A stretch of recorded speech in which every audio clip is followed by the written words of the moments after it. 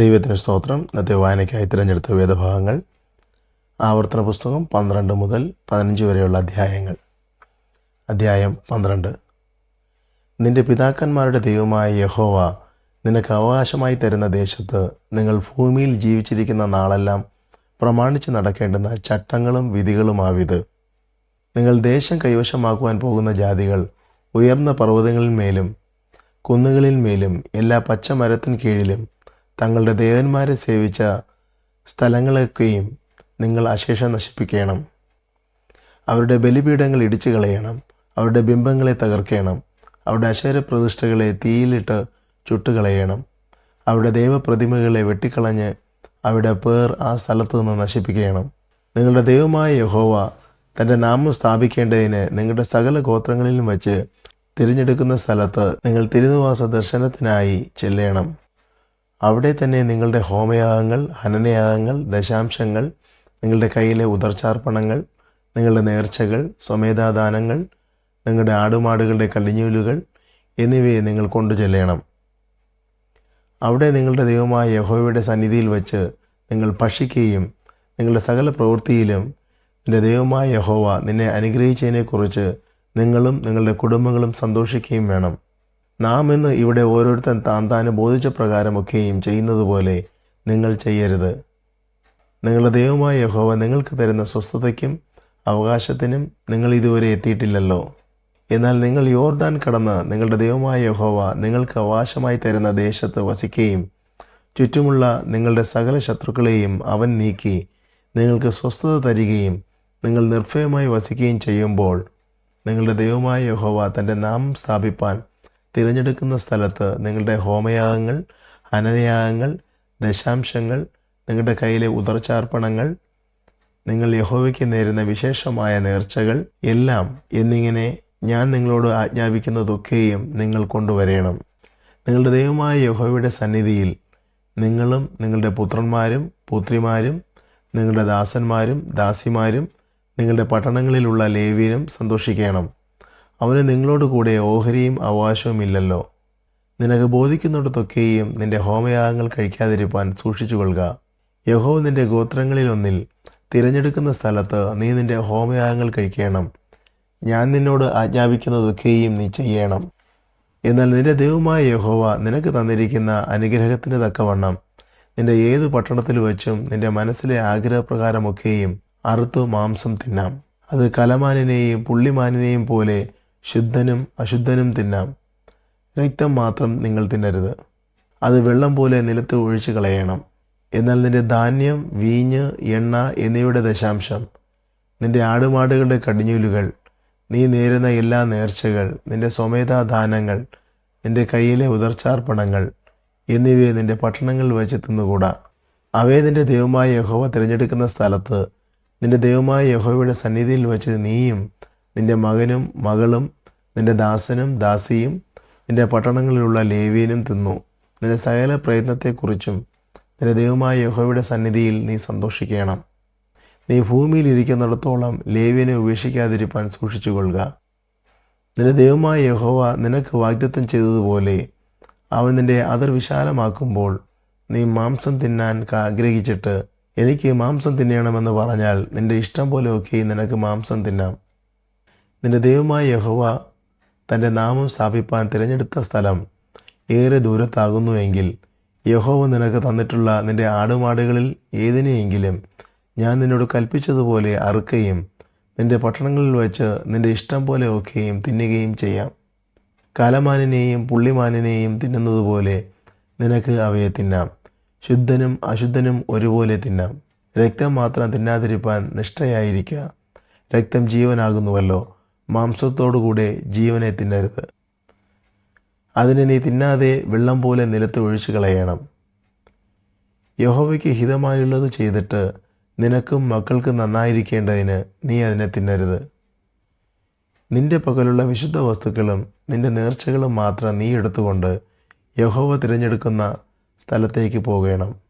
അവിടെ നിന്റെ ദൈവമായ യഹോവയുടെ യാഗപീഠത്തിന്മേൽ നിന്റെ ഹോമയാഗങ്ങൾ മാംസത്തോടും രക്തത്തോടും കൂടെ അർപ്പിക്കണം.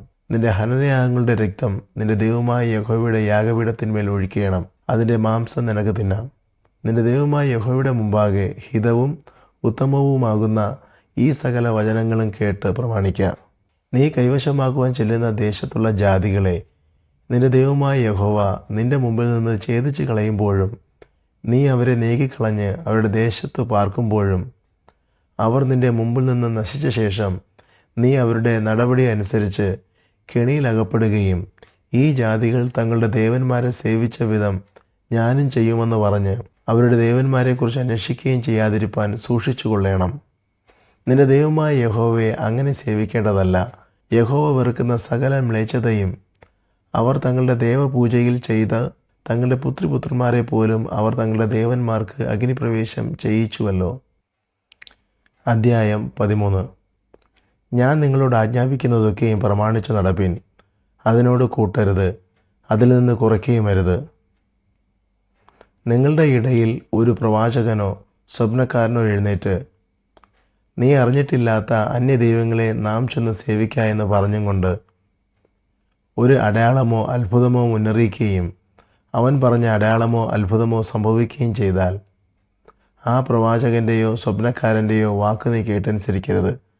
നിങ്ങളുടെ ദൈവമായ യഹോവയെ പൂർണ്ണ ഹൃദയത്തോടും പൂർണ്ണ മനസ്സോടും കൂടെ നിങ്ങൾ സ്നേഹിക്കുന്നുവോ എന്ന് അറിയേണ്ടതിന് നിങ്ങളുടെ ദൈവമായ യഹോവ നിങ്ങളെ പരീക്ഷിക്കുകയാകുന്നു.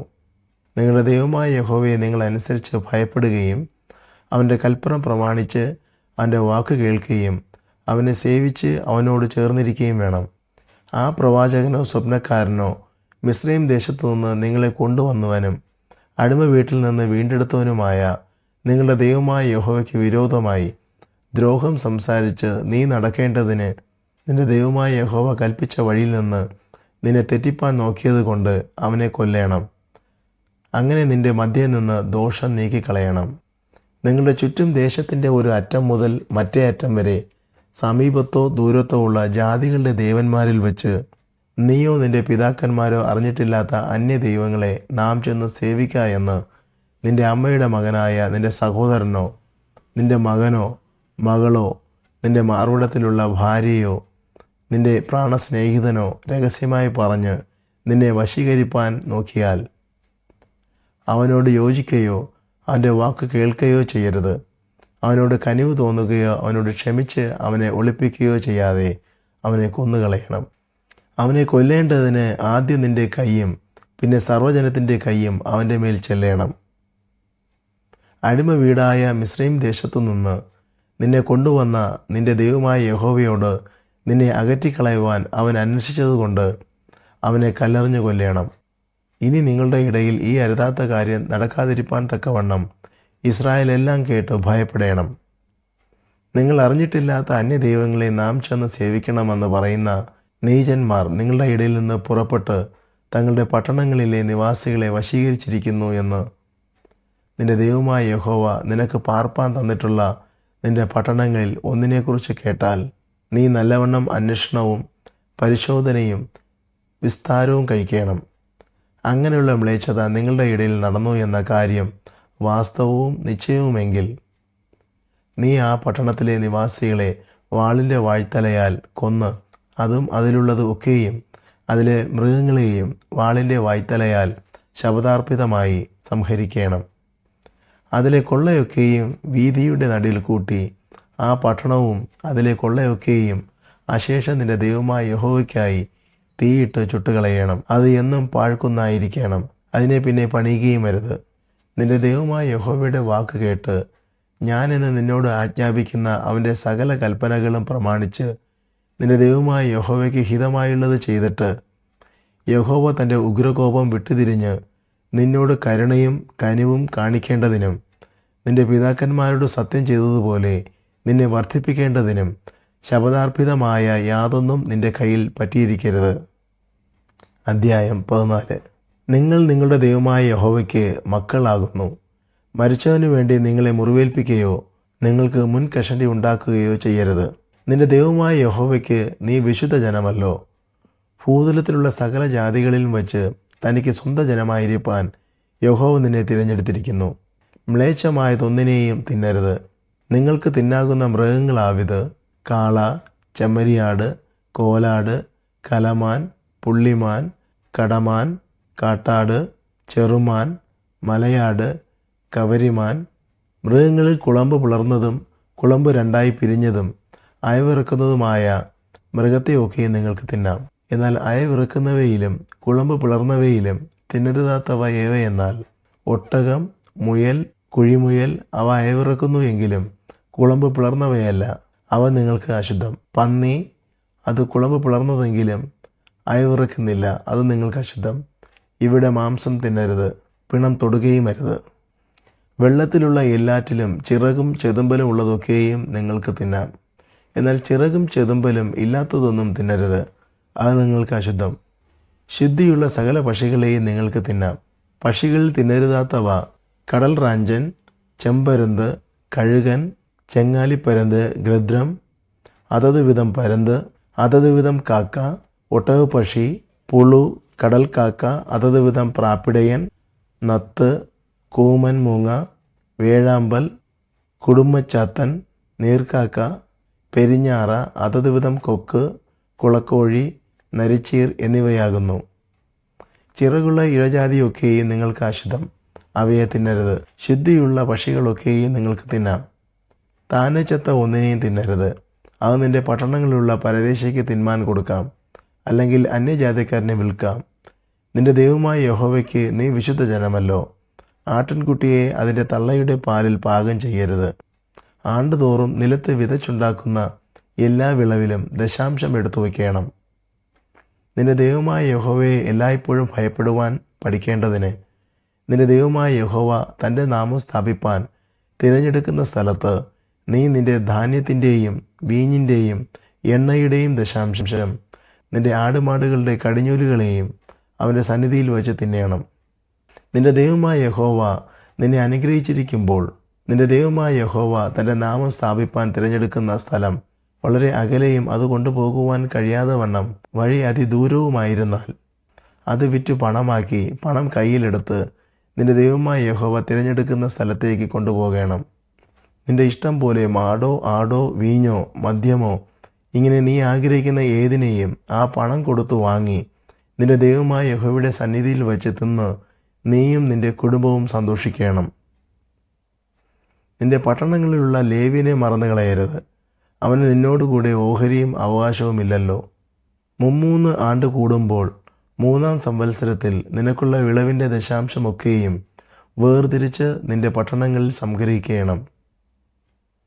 നീ ചെയ്യുന്ന സകല പ്രവൃത്തിയിലും നിന്റെ ദൈവമായ യഹോവ നിന്നെ അനുഗ്രഹിക്കേണ്ടതിന് നിന്നോടുകൂടെ ഓഹരിയും അവകാശവും ഇല്ലാത്ത ലേവ്യനും നിന്റെ പട്ടണങ്ങളിലുള്ള പരദേശിയും അനാഥനും വിധവയും വന്ന് തിന്ന് തൃപ്തരാകണം. അധ്യായം 15.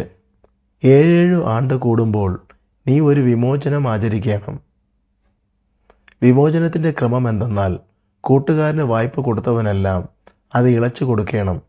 യഹോവയുടെ വിമോചനം പ്രസിദ്ധമാക്കിയതുകൊണ്ട് നീ കൂട്ടുകാരനെയോ സഹോദരനെയോ ബുദ്ധിമുട്ടിക്കരുത്. അന്യജാതിക്കാരനോട് നിനക്ക് മുട്ടിച്ചു പിരിക്കാം, എന്നാൽ നിന്റെ സഹോദരൻ തരുവാനുള്ളത് നീ ഇളച്ചു കൊടുക്കണം. ദരിദ്രൻ നിങ്ങളുടെ ഇടയിൽ ഉണ്ടാകുകയില്ലതാനും.